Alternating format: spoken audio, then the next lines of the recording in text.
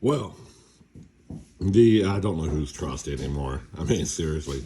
But the psych nurse of 50 years, did get a new fridge.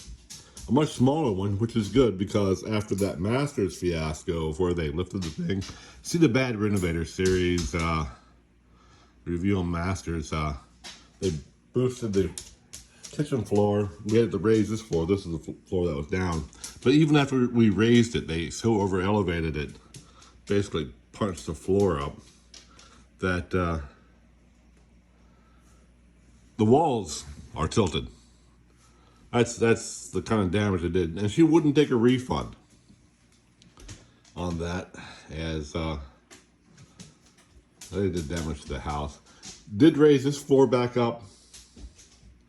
So, but even after raising it, it's still kind of crazy. And whatever it is, I mean, the whole thing is, we'll level the floor, but they don't guarantee it. They just rock, and rock. I don't know what the heck they're doing.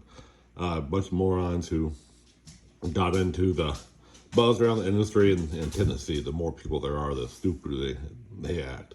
It's just how it is. They flocked to it. They had more chiefs than immigrant labor. I mean, you can see that sideways, right? I'm holding the phone straight, and then somehow the fridge goes the other way into the level. They basically leveled under this just enough to push the floor over sideways. Who knows? I thought that they had leveled it over there, but that's just not acceptable. And she refuses to take a refund from them because they're like schmilly.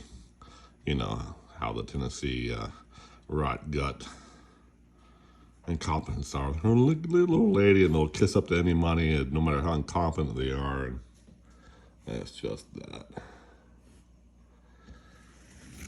And it's worse than it looks. That's just crazy.